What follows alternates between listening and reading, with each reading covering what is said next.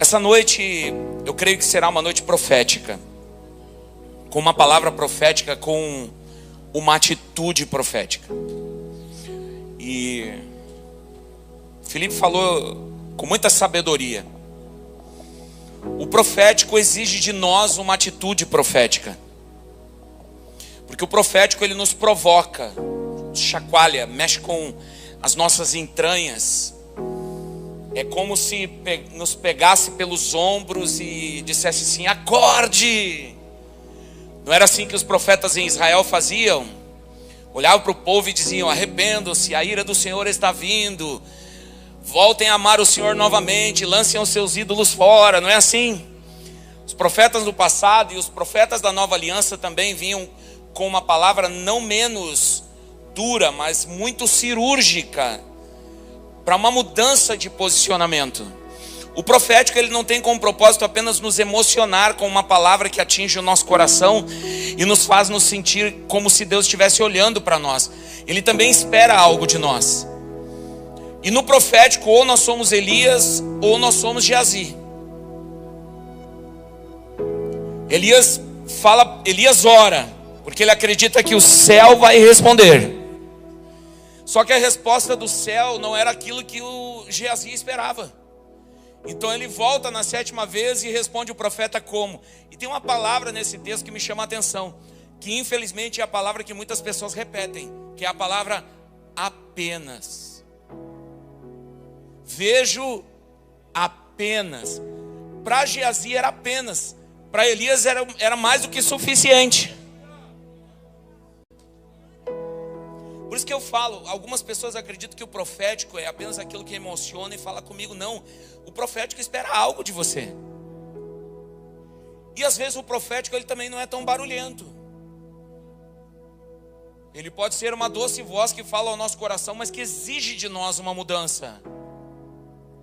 Também pode ser raios e trovões no topo de uma montanha e Deus falando como o som de muitas águas e fazendo você tremer na cadeira e dizer: eu não posso mais continuar assim. Mas ambas as situações exigem de nós um posicionamento, uma escolha.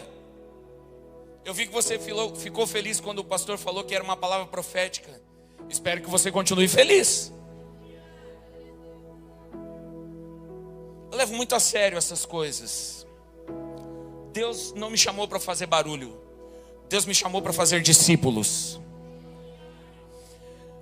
A primeira mensagem que eu vi de um grande homem de Deus, Gregório McNutt, ele falou assim: se eu pregar para as pessoas e elas não saírem do culto querendo orar mais, se arrepender mais, ler mais a sua Bíblia, eu fracassei.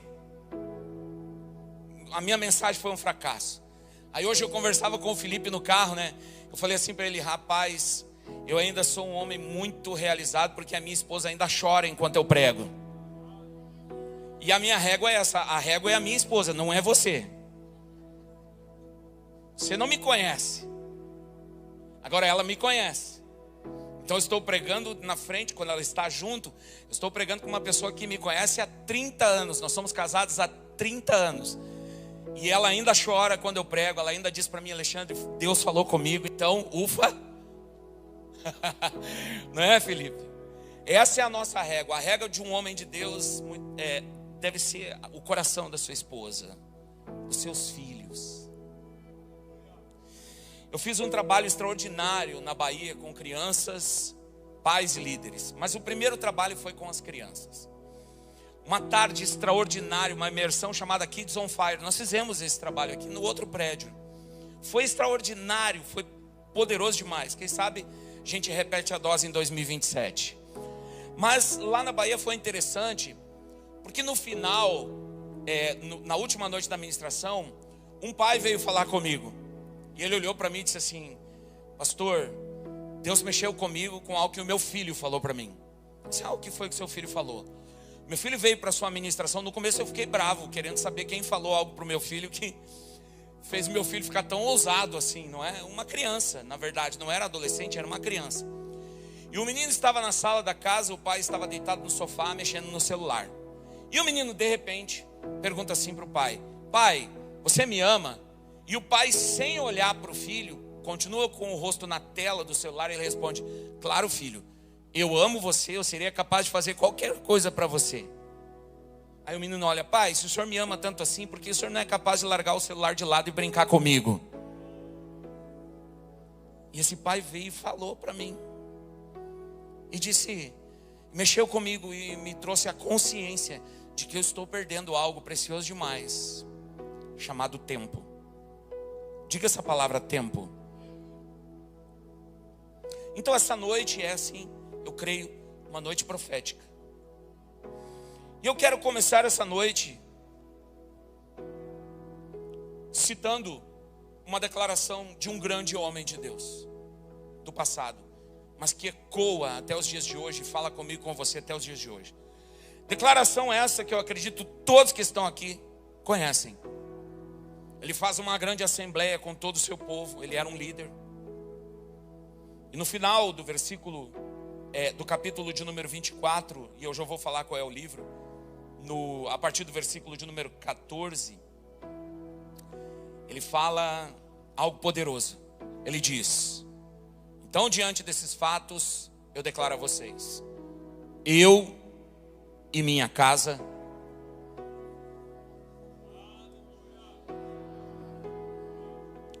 linda. Só que esse homem, ele não fez essa declaração na plataforma de uma igreja. Ele fez essa declaração na terra de Canaã, diante de uma multidão de milhares de hebreus, israelitas, que já estavam na terra prometida já há algumas décadas, mas que esqueceram de algumas coisas fundamentais que Deus havia lhes dito, que Deus havia lhes declarado. Então, no último capítulo do seu livro, do livro de Josué, ele começa trazendo a memória dos filhos de Israel, o que Deus fez. Lembre-se do Senhor vosso Deus poderoso, que os tirou da escravidão do Egito e os trouxe com mão forte, sendo conduzidos pelo deserto do Sinai até a terra prometida. Lembre-se como ele abriu o mar vermelho e destruiu os nossos inimigos. Lembre-se como ele foi fiel a Moisés, o seu fiel servo. Então ele ficava falando: lembre-se, lembre-se, lembre-se, lembrem-se, trazendo à memória o que Deus havia dito para o povo de Israel, para que eles praticassem isso no momento em que eles colocassem os pés na terra prometida. Mas pense comigo, nós estamos falando com um povo que me parece cabeça dura. Você conhece pessoas que são cabeça dura? Elas são próximas a você ou é de longe? Bem pertinho, pastor. Você vê ela todos os dias quando se olha no espelho? Não, porque às vezes o cabeça dura, ele é tão cabeça dura que ele não admite que é cabeça dura. Agora, eu gostaria que você colocasse para mim Josué, então, capítulo de número 24, a partir do versículo de número 14.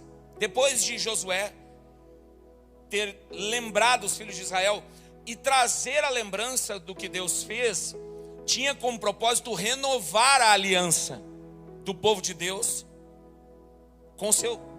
do povo de Israel com Deus. Então ele coloca para mim na versão NVT, por favor. Tá aí, perdão. Portanto, chamando a atenção, portanto, temam o Senhor e sirvam-no de todo o coração. Uau! Se todos fizessem apenas isso. Eu tenho falado muito sobre o temor do Senhor. Me parece que o estado do coração de algumas pessoas algumas pessoas têm vivido de tal forma que o temor do Senhor já não os chama a atenção. Você sabe que as coisas do reino, elas são imutáveis.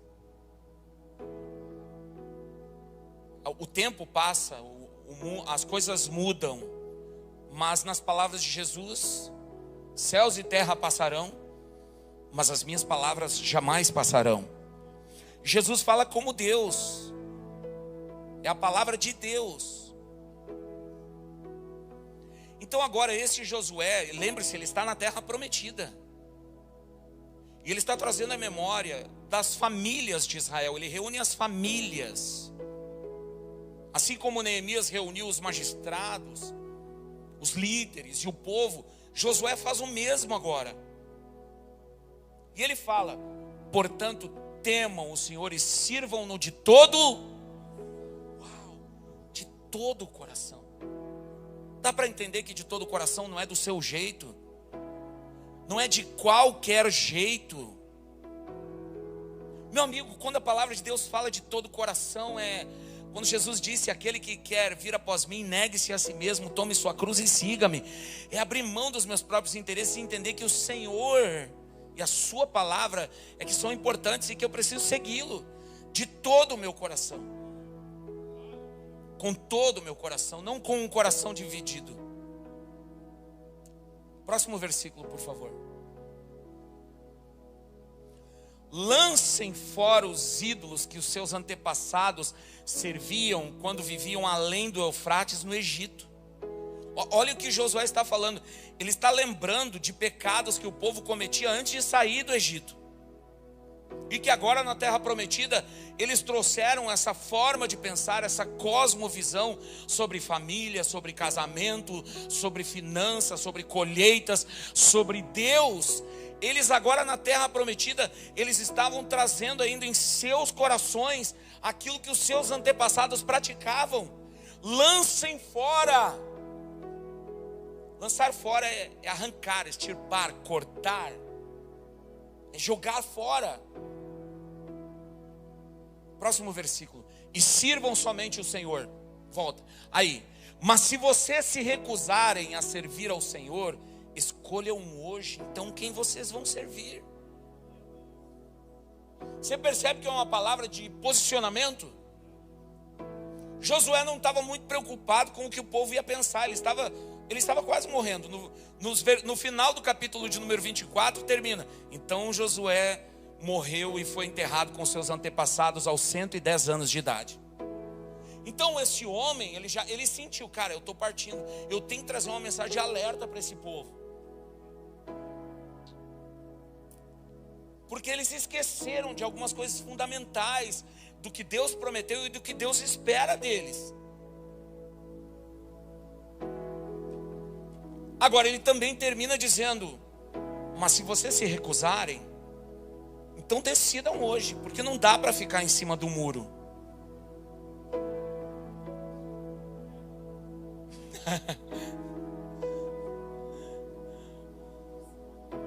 Hã? É um lado. Você se omitiu, você escolheu um lado.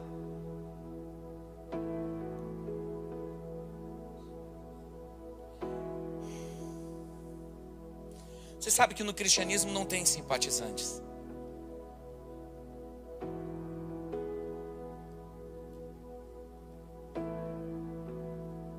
Depois que eu olhei para a cruz, eu preciso passar por ela. Então, escolham hoje a quem servirão. Próximo. Escolherão servir os deuses aos quais os seus antepassados serviram além do Eufrates? É uma pergunta. Próximo. Ou os deuses dos amorreus em cuja terra vocês habitam? Quanto a mim,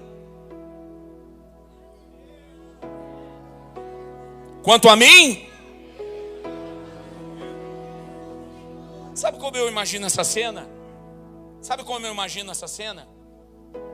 Eu imagino Josué, seus filhos e netos, todos reunidos, um ao lado do outro, a família toda reunida.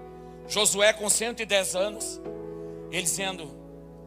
ele abraçado a esposa, e dizendo: quanto a mim, eu e minha casa já fizemos uma escolha.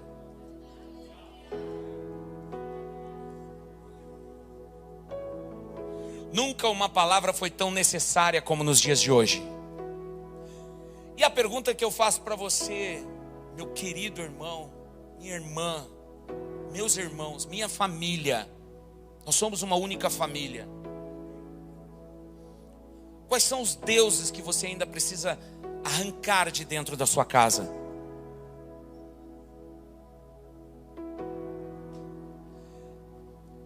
Quais são os deuses com letra minúscula? Ou qual é o Deus com letra minúscula que você precisa tirar, como Josué disse, arrancar de dentro da sua casa? Tirar de dentro da sua casa. A saber que a sua casa, a casa da qual eu estou falando, é o seu coração. Qual é o Deus? Nós estamos vivendo um tempo em que o ter vale mais do que o ser. Sabe que Jesus, ele falou algo, e quando ele falou sobre dinheiro, ele falou de forma muito séria, porque Jesus sabia que o dinheiro ele estava se tornando um Deus no coração de muitos. E vocês vão lembrar, eu quero citar aqui alguns momentos da vida de Jesus em que ele lida com essa questão.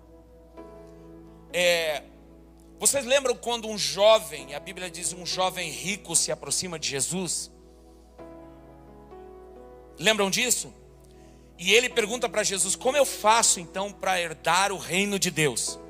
Jesus perguntou para ele: você conhece a palavra? Você conhece a Bíblia? Você conhece os mandamentos? Eu disse: claro, desde a minha mais tenra idade, desde criança. Então me fala os mandamentos. Ele falou: não, amarás o Senhor teu Deus, não roubarás, não matarás, não darás falso testemunho. Aí Jesus falou: muito bem, eu percebi que você sabe muito bem. Agora faça o seguinte: vai. Um dia eu fiz uma pergunta. Você faz perguntas para Jesus? Eu perguntei assim: Jesus, o Senhor não continua falando para as pessoas irem vender tudo e dar aos pobres? Querem saber qual foi a resposta dele? Não, eu continuo falando, eles é que não me ouvem. Então vá lá, vende tudo que você tem, dê aos pobres e tem um tesouro nos céus. O que o texto diz, qual foi o sentimento no coração daquele jovem rico? Ele ficou? E o texto diz que porque ele amava o dinheiro. Aí então Jesus fala outra coisa que você lembra também, que se tornou algo assim, que ficou marcado na nossa mente. É mais fácil um camelo do que um rico. Vamos trocar essa palavra rico? Eu não vou distorcer o texto. Mas aquele que ama o dinheiro. É mais fácil um camelo passar no buraco de uma agulha do que um rico entrar no reino dos céus. Foi isso que ele disse? Aí os discípulos fazem a pergunta: Felipe, mas então quem poderá entrar? Como que essa coisa vai acontecer? Se ele que conhece os mandamentos é um jovem bem sucedido, não entrará, então o que vai acontecer com os demais? Porque a ideia da salvação era para todos. Aí Jesus fala: mas para os homens muitas coisas são impossíveis, mas para Deus é possível, porque para Deus todas as coisas são possíveis. Amém? Essa expressão, um camelo passar no buraco de uma agulha, não tem muito mistério não, é uma hipérbole. É como ontem choveu canivete. Já choveu canivete aqui Não chove canivete, chove água. Então era uma hipérbole. Pois bem, você acredita que um camelo pode passar no buraco de uma agulha?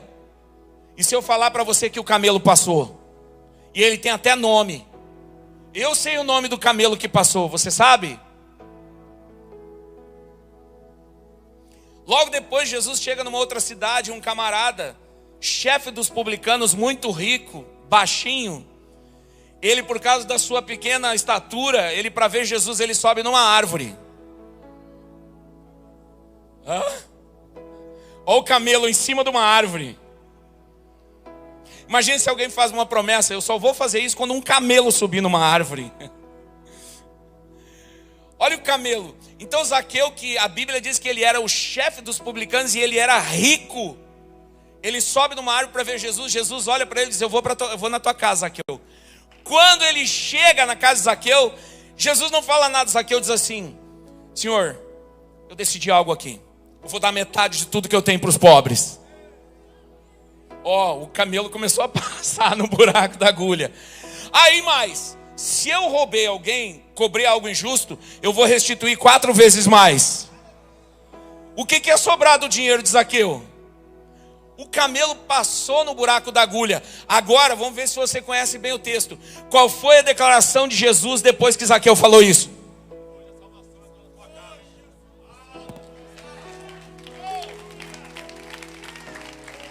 Hoje, a salvação entrou em sua... E aí, Zaqueu? Chamo você de Zaqueu ou de camelo hoje?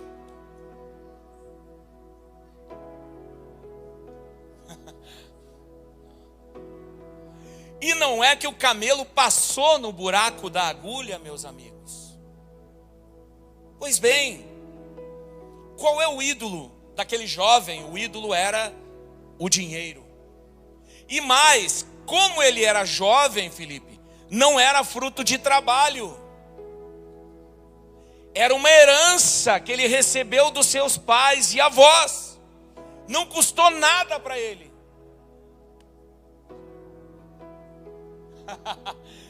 Meu Deus! E aí?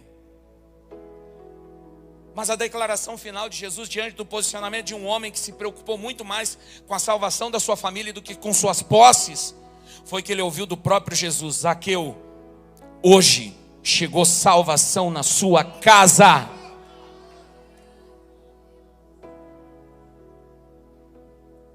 O carcereiro de Filipos cuidava da cela onde estava Paulo e Silas e outros presos.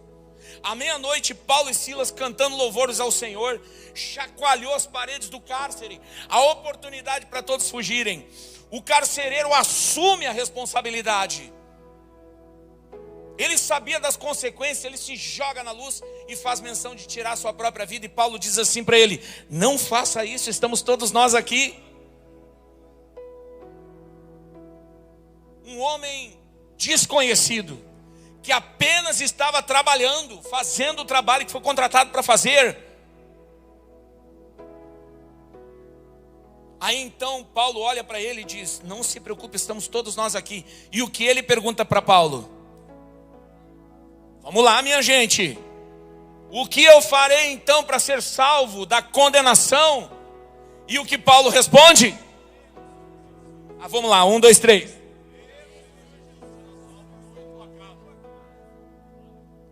Você e a sua? Você e a sua? E no mesmo instante ele leva Paulo aonde? Vamos lá, minha gente. O povo da parte da manhã era mais barulhento que você. Para a casa dele. Paulo prega o evangelho, toda a família se converte e na mesma hora Paulo batiza eles.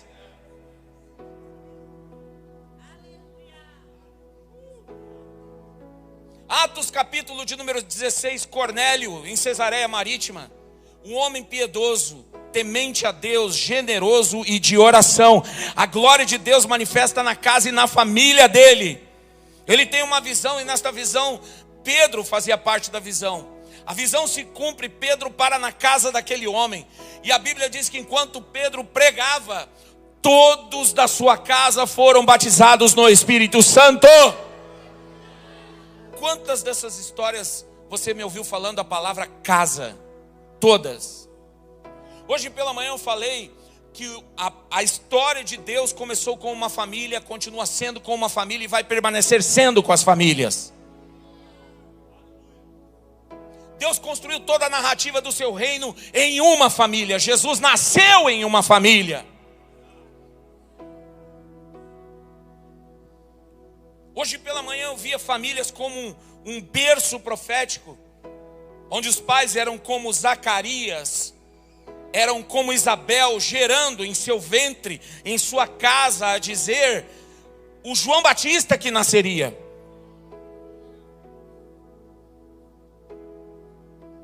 Você percebe que toda vez que Deus queria levantar um libertador, Ele começou com uma família. E uma família improvável. Ele queria construir uma nação que pertencia apenas a Ele. Ele pega um homem de mais de 70 anos, com uma esposa estéril. Então quando você olhar para a sua família e achar que a sua família não pode, esqueça.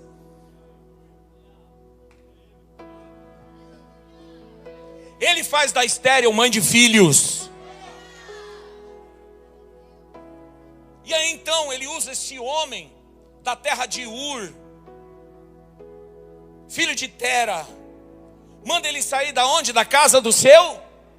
Para começar um legado, uma peregrinação. E essa peregrinação era de fé e de confiança em Deus. No deserto, os filhos de Israel cada família tinha sua tenda. Era a casa deles, eles viviam em tendas. Então lá tinha a tenda do Filipe, do Alexandre, e tinha a tenda de cada família. Aí Deus manda comida dos céus e dá apenas uma ordem. Qual era a ordem? Não guarde nada para o dia seguinte. O que eles fizeram no primeiro dia? Aí o marido acorda pela manhã, ou a esposa, para fazer o café da manhã com o maná. Ela abre o pote de barro e estava podre. Não era sobre comida, era sobre confiar que Deus no dia seguinte daria a provisão novamente. Meu Deus. O Felipe falou que ia ser profético, então não reclame. Não tem nada programado aqui, meus irmãos. A palavra que Deus deu para mim, para o meu coração, para os homens, era de Josué. A palavra que Deus colocou no meu coração para as mulheres é sobre Esther. E a palavra que Deus colocou no meu coração para os jovens é sobre Timóteo. Vocês estão prontos? Eu comecei com os homens, porque vocês são os principais responsáveis. Nós somos os principais. Eu assumo esta responsabilidade. Nós precisamos de homens que assumam responsabilidades. Sabe aquele homem que chega na frente e coloca a família atrás e olha para o diabo e diz assim: pode vir quente que eu estou fervendo, cara. Tocar minha família, você vai ter que passar por cima de mim. Tocar nos meus filhos, você vai ter que passar por cima de mim, meu amigo. Meu amigo não, meu inimigo. Às vezes o profeta erra, não leva em conta. Edita depois, irmão. Que isso? Não se preocupe que eu não vou falar de masculinidade tóxica, não é sobre isso. Eu acredito que masculinidade é sobre paternidade. Então, homens que estão aqui, chegou o momento de sermos como Josué e Neemias. Assumirmos a responsabilidade do curso da nossa família. Não podemos mais ser omissos. A omissão tem sido o pecado de muitos homens do século 21. A omissão, ela cobra um preço caro demais, que muitos pais não vão conseguir suportar. Então é tempo de se posicionar. Diga essa palavra: se posicionar. Diga mais alto: se posicionar.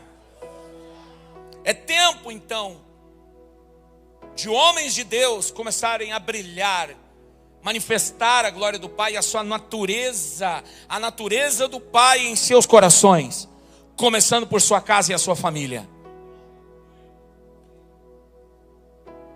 Agora coloca para mim Esther capítulo 4, versículo 14. A palavra de Josué foi: agora escolham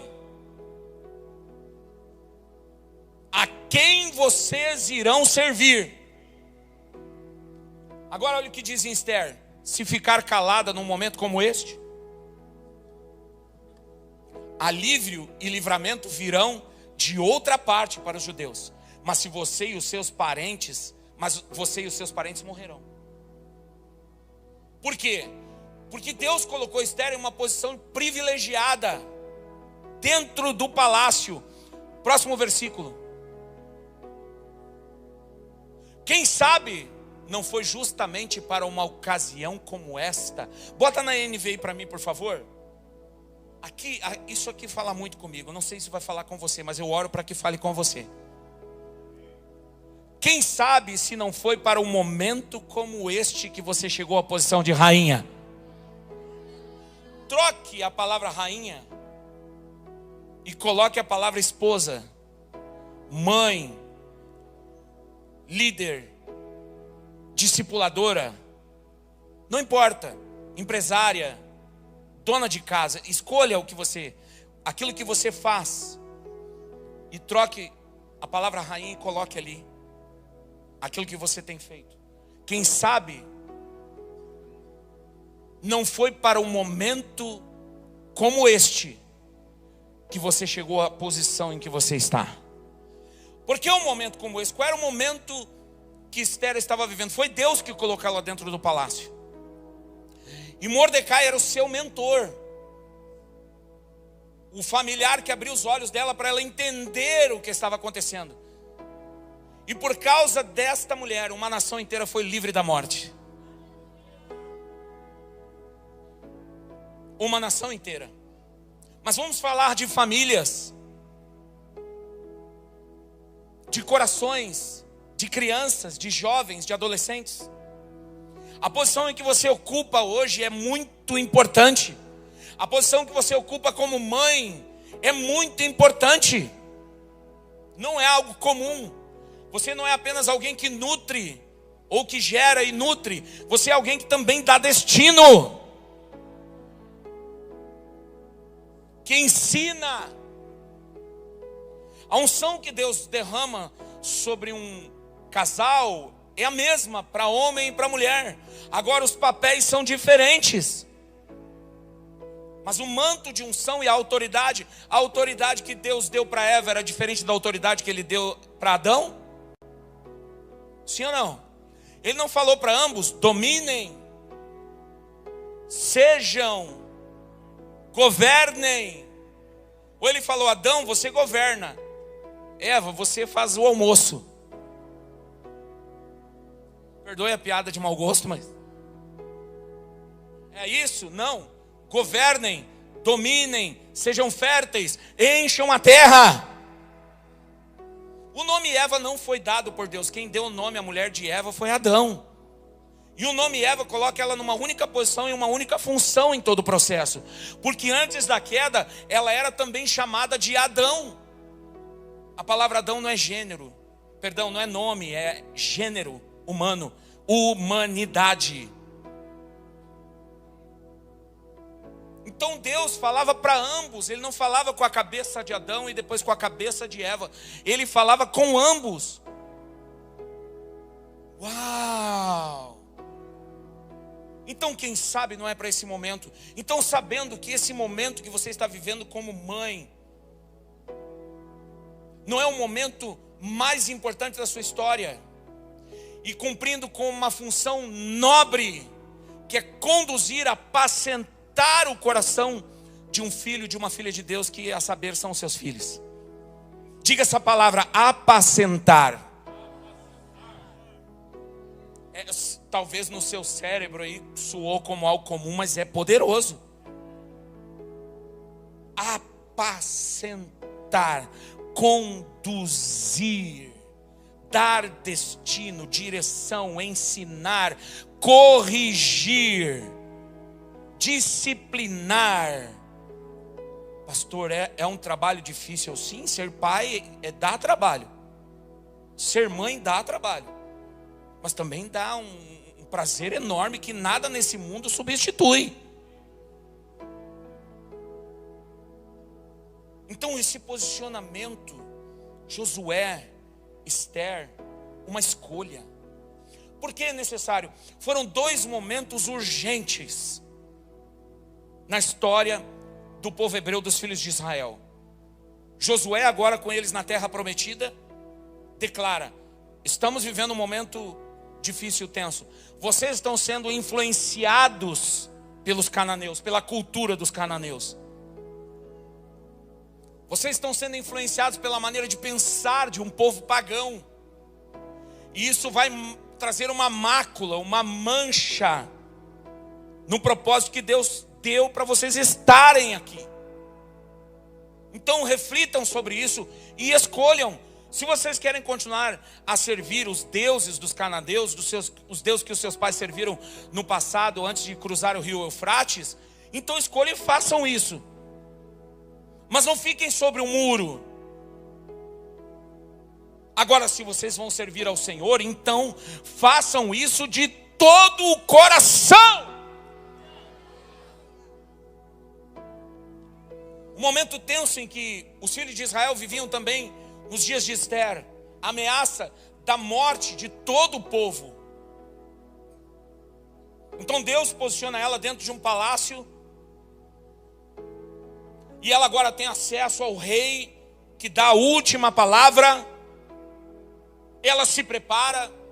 Nos versículos seguintes ela diz assim: eu vou começar a jejuar. E ela fala para Mordecai o seguinte: vai lá e manda o povo todo jejuar. Olha que autoridade agora essa mulher assume depois que ela teve a consciência do porquê ela estar lá. Não sei se é só eu que estou me arrepiando com essa palavra aqui, Jesus. Se for para mim, eu recebo, Pai. Olha só, escute.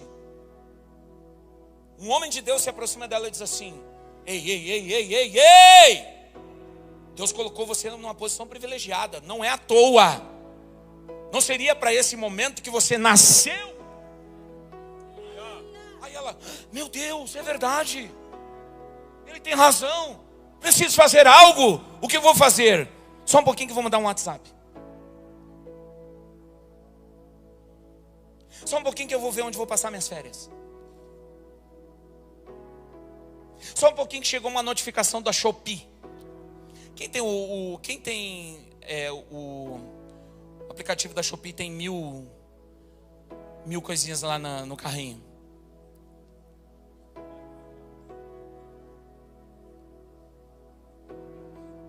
É para isso.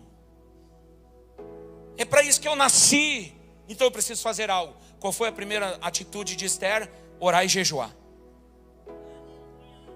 Qual foi a primeira atitude dela? Qual foi? Escolha sábia, é ou não é? Orar e jejuar. Aí ela dá uma voz de comando para Mordecai falar para o povo: peça para que o povo faça o mesmo. Olha que autoridade agora ela assume, o protagonismo que ela assume. E é o que o povo faz. Então depois de se preparar, ela vai acessar a sala do trono. Se ela acessasse, você sabe, a sala do trono sem autorização do rei, ela poderia morrer. Mas ela orou, ela jejuou, ela tinha uma voz de comando, ela sabia qual era o seu propósito. Agora eu percebo que algumas mulheres estão confusas. O que eu faço com o meu filho? Eu não sei como lidar com ele. Ele é rebelde, ela é rebelde.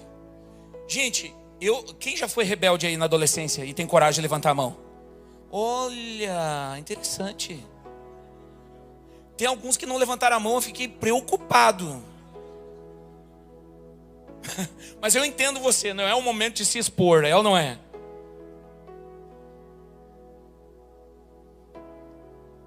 Ah, mas ele é rebelde.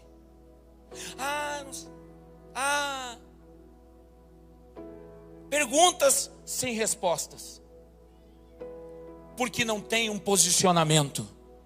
A resposta vem do trono. Não, você não entendeu. A resposta vem do trono. Então ela ora, ela jejua e ela diz: vou entrar, chegou o momento. Ela entra na sala do trono e o rei olha para ela e levanta o seu cetro. Sabe o que significa?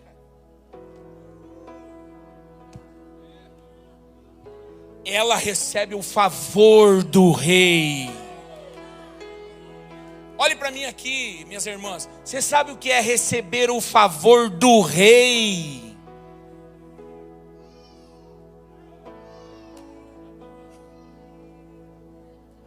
Aí ela diz, ela conta o que está acontecendo e a trama para destruir os filhos de Israel. E o que o rei faz? É isso? Então chama o camaradinha que está criando essa facção aí, que nós vamos conversar com ele. Vem cá, meu amigo, cidadão, você está fazendo isso? Então, rei, é que por favor, soldados, prendam-no. Quem mais está na conspiração com você? Eu já sei. Todos. Foram todos condenados à morte. Os inimigos. Quais são os inimigos que estão tentando destruir o coração dos seus filhos? Roubar a alma dos seus filhos. Você vai permitir que o smartphone roube a alma do seu filho?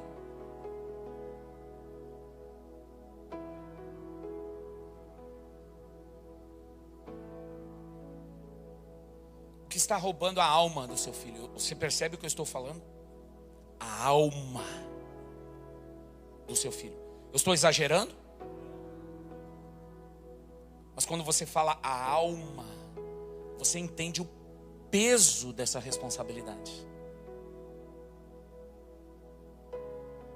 Da nossa responsabilidade como pais, como líderes. Da nossa participação em todo o trabalho que é realizado nessa igreja local. Com quem trabalha com jovens, adolescentes e crianças. De vocês pais e mães. De entenderem, você nesse momento é Josué. Diante de um mundo jaz no maligno. Onde Jesus nos chama para sermos como luz e sal. E aí, deixa eu falar para você, o primeiro lugar que você deve brilhar é na sua casa. Se você não brilha na sua casa, do lado de fora, esse brilho é falso. Quem brilha, brilha primeiro em casa.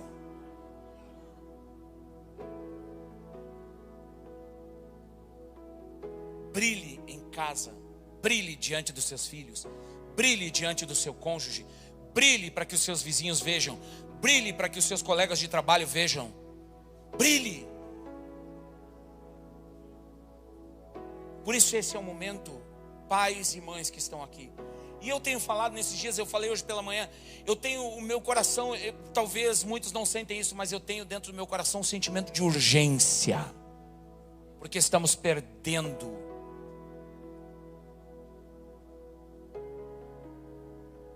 De cada 10 crianças que crescem em uma igreja maravilhosa, 8, quando chegam na adolescência, não querem mais vir à igreja.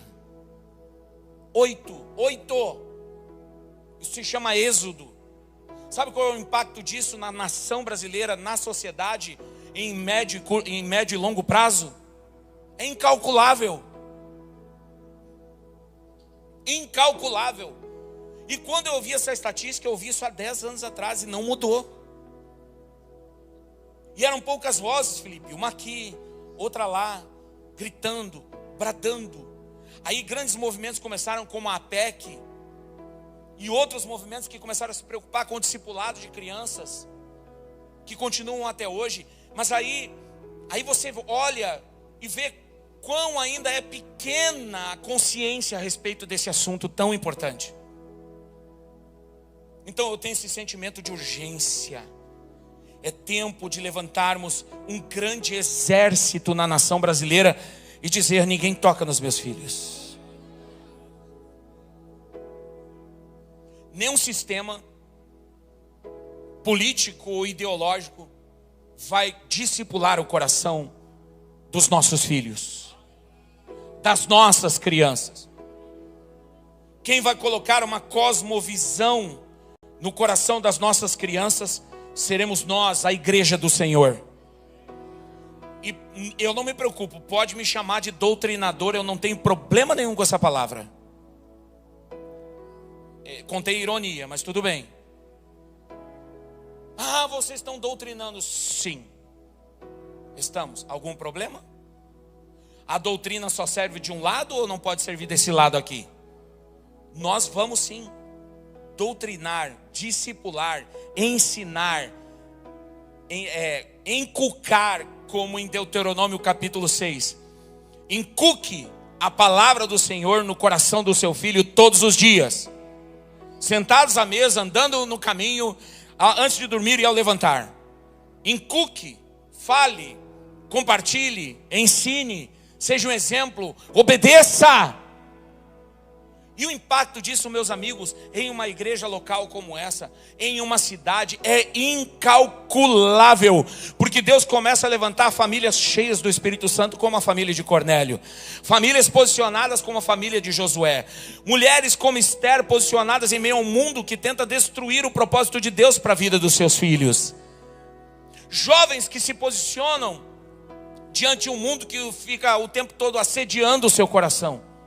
Eu entendo o assédio que os jovens sofrem hoje do mundo ao seu redor, do sistema ao seu redor. Vocês são assediados 24 horas por dia.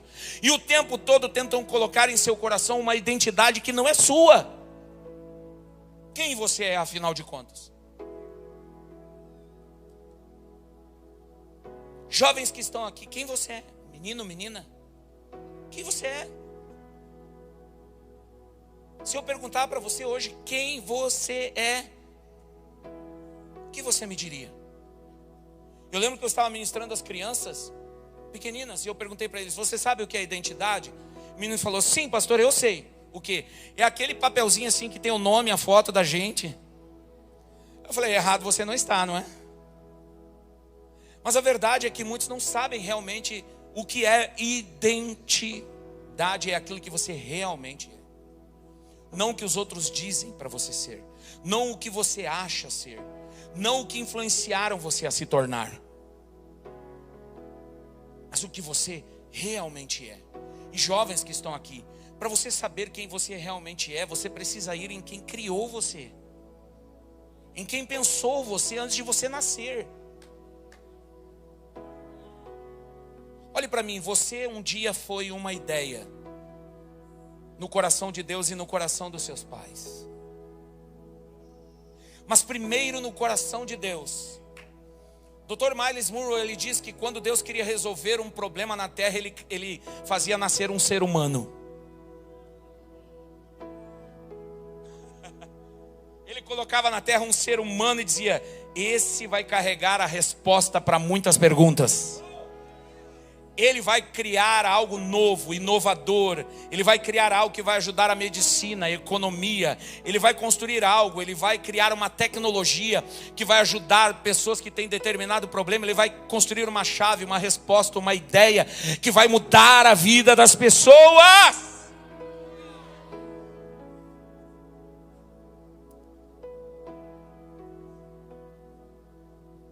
A grande ideia de Deus é você. E o grande propósito de Deus é Jesus.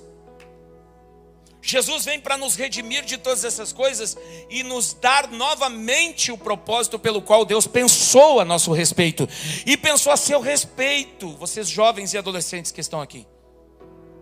Agora a pergunta, na verdade, é sobre você. Eu tenho todas as respostas para a minha vida, mas e você?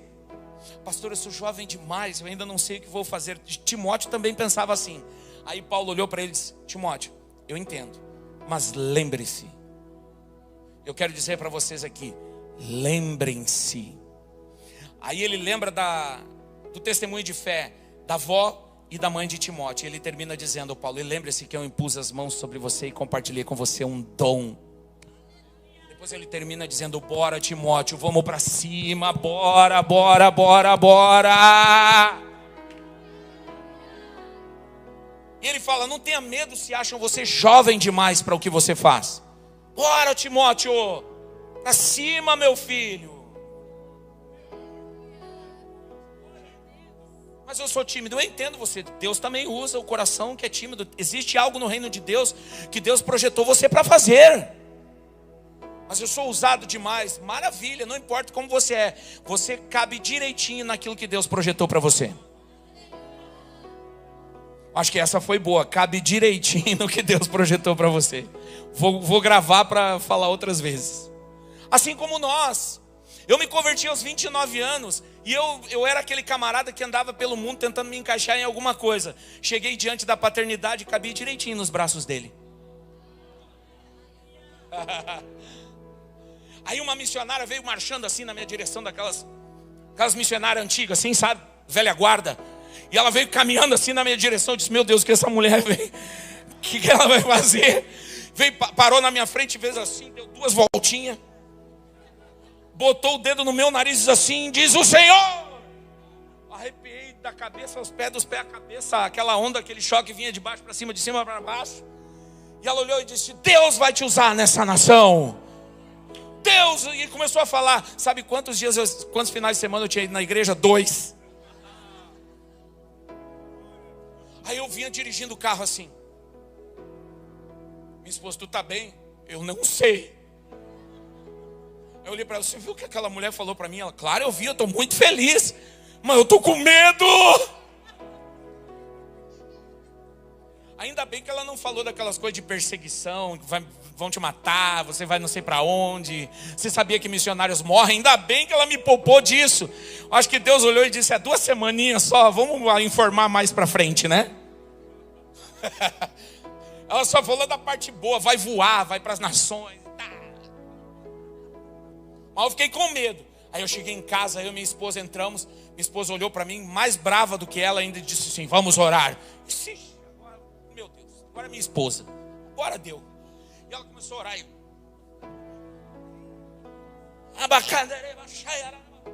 E eu aqui: Jesus, só não me mata. Aí as janelas da casa começaram a tremer assim. Eu disse: meu Deus! 2 semanas na igreja, irmão. Eu não sabia nem falar glória a Deus ainda. E aí os irmãos na igreja, segundo final de semana, eles diziam glória a Deus. Eu dizia: opa! Era o que eu sabia. A minha esposa veio assim e disse: fica de pé. E eu fiquei de pé. E ela veio assim, ó. Segura. Eu disse: mas segura o quê, Jesus? E ela largou na minha mão assim. O Senhor está te entregando uma espada agora. E aí foi até as 3 da manhã. Aí olha para mim, jovens. Aí sabe o que eu fiz? Em 1 semana eu já tinha lido todo o Novo Testamento. Aí eu disse: não entendi nada. Aí sabe o que eu fiz? Li de novo, de novo, de novo, de novo, e de novo, e de novo, e de novo. E eu dizia: Senhor, eu preciso entender. O Senhor me entregou uma espada. É como Timóteo, meus filhos. Quantos de vocês aqui nesta casa que já receberam uma imposição de mãos?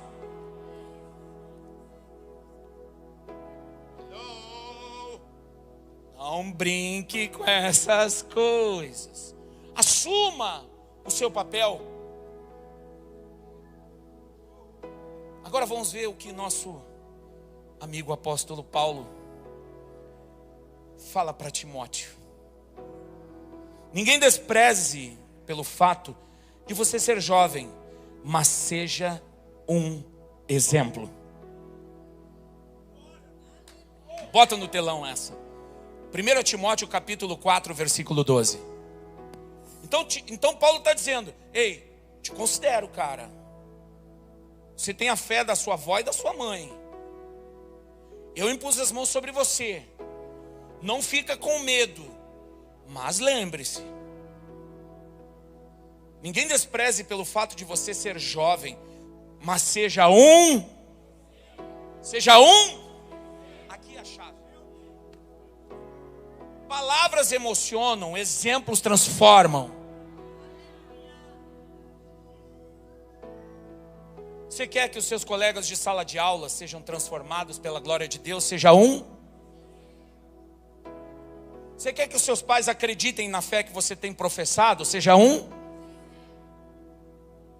O duro é ser um exemplo. Receber a imposição de mãos é uma maravilha. Eu gosto. Eu chego a fazer assim, ó.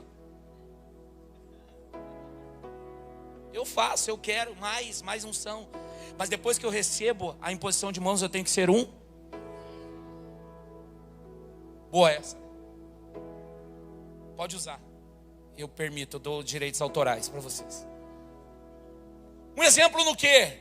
Para os fiéis. Vamos comigo. 1, 2, 3. 1, 2, 3. Na palavra.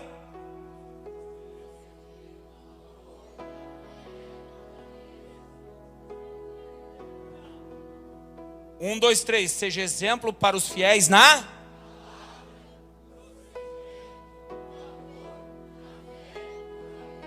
Guarda isso. Um exemplo para os fiéis. Na palavra. No comportamento. Nas atitudes. No amor. Na fé e na. Diga essa palavra: pureza. Pureza não é o refrigerante que tem lá em Santa Catarina, viu? Tem um refrigerante lá com o nome pureza. Sabe por que eu faço essa brincadeira? Porque é uma palavra que para a maioria perdeu o sentido. Não. Pureza, que isso? É necessário ainda? Os tempos mudaram? Sim. Tão necessário como foi desde o princípio. Na palavra, nas atitudes, no amor, na fé e na pureza. Pais que estão aqui, mães, avós, jovens, adolescentes, chegou o momento que o Senhor espera algo de nós. Ele tem nos dado tanto. Esses dias eu estava fazendo, Felipe, uma reflexão com a minha esposa. Eu comecei a pastorear a igreja. Eu comecei a pastorear no ano de 2008. A primeira igreja que eu pastorei, eu comecei a pastorear em 2008. Naquela época ainda precisava ter bicicletário na igreja. Quem é dessa época aí? Lembra? Tinha, porque os irmãos vinham de bike. Hoje tem que ter estacionamento maior. Somos prósperos.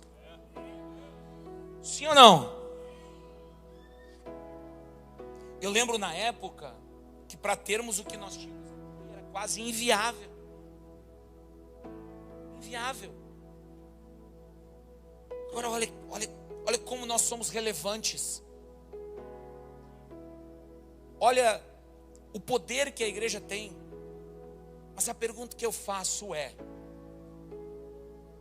depois de sabermos que só na nação brasileira tem quase 30% de cristãos evangélicos, que se professam, se declaram cristãos evangélicos, se somarmos ao número de cristãos católicos, é mais de 50% de cristãos na nação brasileira. Como essa nação ainda pode ter um padrão tão baixo nas questões morais e éticas? Como a política ainda pode manipular tanto e ter tanto poder sobre a igreja? Como? Eu busco respostas para isso. Algumas delas eu já alcancei. É porque na verdade muitos de nós estamos vivendo o cristianismo como se fosse mais uma parte da nossa vida e não o todo. É como ser torcedor de um time. Pior se for corintiano. Ixi, é grande a nação corintiana aqui, hein? Eu só cutuquei para ter uma noção com quem eu estou falando. Aí, você torce para um time de futebol, mas ele não é a sua vida. Você ainda tem que pagar suas contas, tem que acordar segunda-feira de manhã e ir para o seu trabalho, e ele não paga as suas contas. A sua vida continua. Para alguns, o reino de Deus é a mesma coisa. É o domingo à noite, mas na segunda-feira acorda de manhã, tem que pagar as contas e vive uma vida paralela. É como se fosse uma vida dupla.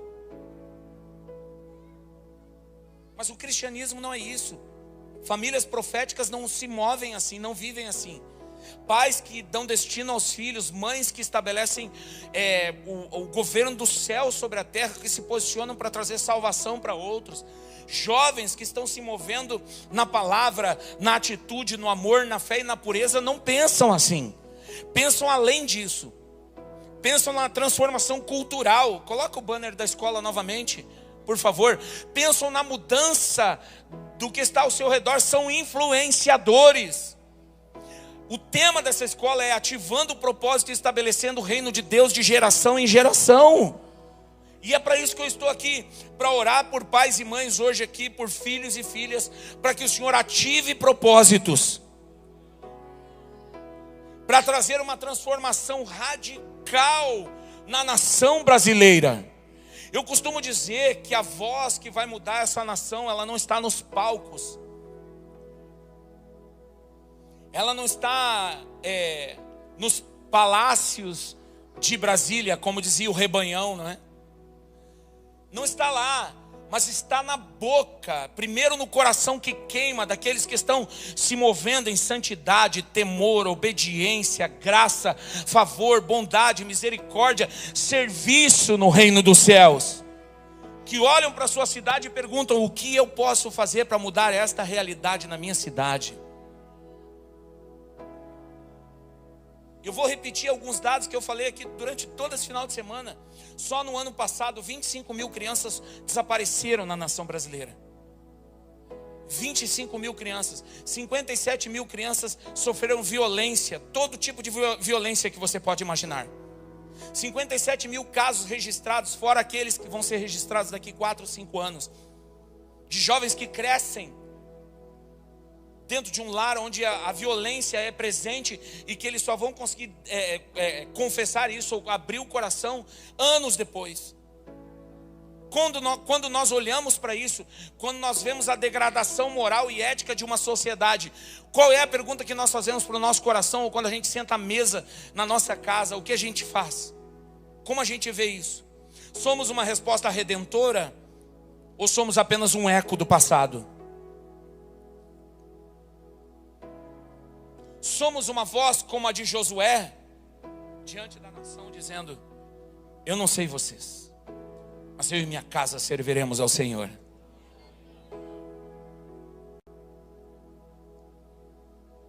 Como a voz de Esther, que ouve a voz de Deus e diz: é verdade, eu preciso fazer algo. Olha o lugar onde Deus me colocou, olha a posição que eu ocupo. E eu não estou falando de grandes posições, eu estou falando do que você faz agora.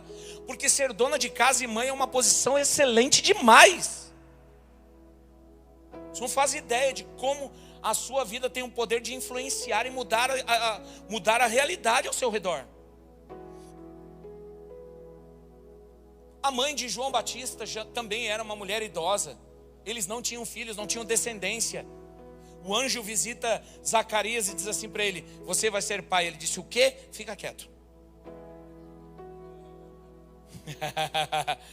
Que bom seria se Deus calasse a voz de algumas pessoas, né? Pra não atrapalhar. Fica quietinho. Só vai falar quando a criança nascer e perguntar qual é o nome. Ele me dá uma tabuinha para escrever. É João, mas não tem nenhum João na família. Não, vocês não entenderam. Lembra que ficaram perguntando, mas não tem nenhum João na família, porque ele tinha que receber o nome de algum antepassado. Só que o que Deus tinha para aquele menino, e além do seu passado, era sobre algo eterno, porque ele ia anunciar a chegada do Rei dos Reis e Senhor dos Senhores. Aí todo mundo, pastor, porque João deveria assumir o lugar do seu pai como sacerdote. Aí poderiam dizer: mas ele não assumiu. É claro que ele assumiu, só que não era no templo. Enquanto lá no templo os caras estavam pegando dinheiro daqui, dinheiro de lá e tal, e qual é o esquema, o que está rolando, vem para cá, vai para lá. João estava lá no deserto: eu quero viver o propósito que o Senhor tem para a minha vida. Aí falava para Zacarias: cara, o teu filho está lá no deserto, mas Deus mandou ele para lá, você quer que eu diga o quê?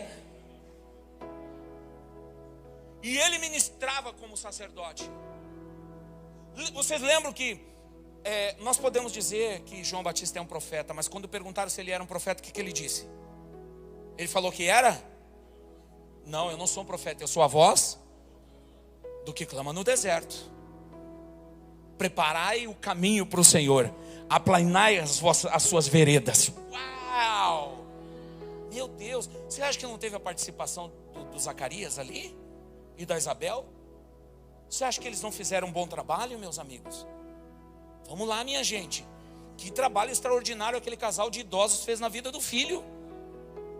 Eu acredito que os pais de Sansão também fizeram um bom trabalho. Agora, pega essa, jovens, pega essa. Vocês ouviram falar que Sansão matou mais inimigos na sua morte do que em sua vida? Quem é que sabia que para viver a vida sobrenatural precisa morrer?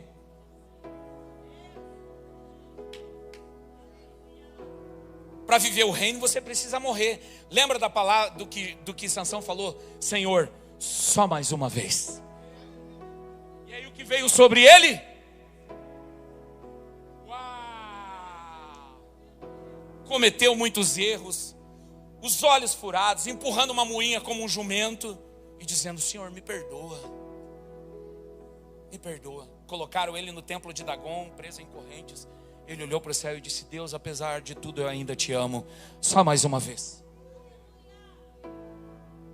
E Sansão matou mais filisteus em sua morte do que em sua vida. Quando você morrer para o pecado, você vai ver muito mais dos seus inimigos caindo por terra. E o que dizer da jovem Maria? Maria foi diferente de Zacarias. Zacarias duvidou. Maria queria saber: como vai ser? Eu preciso entender, porque eu quero viver esse propósito. Não duvide como Zacarias, mas creia como Maria. Quantas Marias nós temos hoje aqui? Quantos Timóteos? Quantos João? Quantos Josué?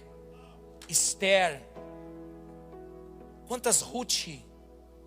Quantas Maria, mãe de Lázaro, perdão, irmã de Lázaro? Marta? Não tem problema nenhum no trabalho de Marta. Nada, nada, nada. Jesus só falou para ela: calma, filha, não estou com fome, não te preocupa tanto com isso, vem cá e senta com Maria. Mas o convite foi mais ou menos assim: Maria escolheu a melhor parte, eu não vou tirar isso dela. Quem sabe você vem com a gente aqui. Ei, olhe para mim. Chegou o tempo de levantar, brilhar, romper, quebrar com o passado. E eu quero encerrar os meus próximos minutos falando com o coração de muitos de vocês, sejam pais, jovens, filhos, filhas, avós que estão aqui. Muitos de nós viemos realmente de uma família, eu vou dizer, traumática, que deixou marcas profundas no coração. Eu sei como é isso, porque eu vim de uma família assim. Muitos de nós entramos na paternidade depois de vivermos uma vida difícil, dizendo para nós mesmos: os meus filhos não vão sofrer como eu sofri. A minha filha, ela falou assim: pai, ela está prometida para casar, né? O noivo ainda não apareceu, mas a gente está orando, né?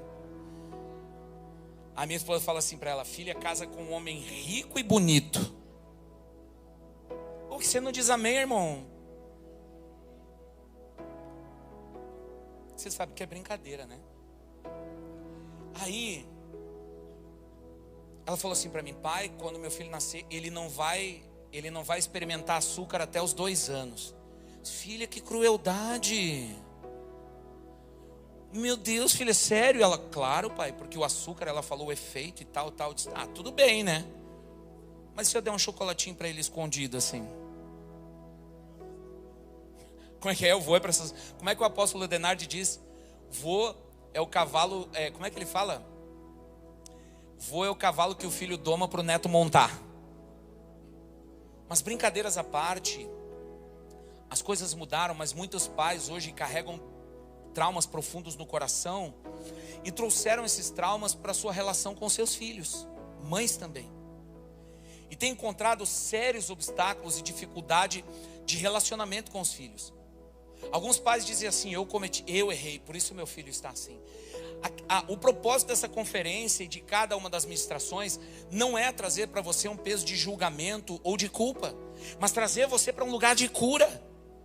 Trazer o seu coração para um lugar onde o Senhor possa curar o seu coração de toda a ferida de paternidade e maternidade que há em seu coração. Pela perda, pelo dano, pelos erros, pelas escolhas, pelas palavras que você disse, pelas escolhas que você fez, pela rejeição, não importa. Mas que o Senhor nesse momento Ele possa trazer um tempo de cura em seu coração. Pais curados ministram cura. Famílias curadas e restauradas são famílias que curam e restauram. E para encerrar, eu gostaria da ajuda do Ministério de Louvor, por favor. Então, chegou o tempo de você e sua casa servirem ao Senhor. Guarde no seu coração cada uma dessas palavras. As que você acolheu no seu espírito, regue elas diariamente e posicione-se. Escolha como Josué, posicione-se como Esther, seja um exemplo como Timóteo. E nós veremos nos próximos anos um impacto muito poderoso da glória de Deus na nação brasileira. Que não virá dos grandes palcos, mas que virá das famílias. Diga essa palavra, família. Que virá das famílias.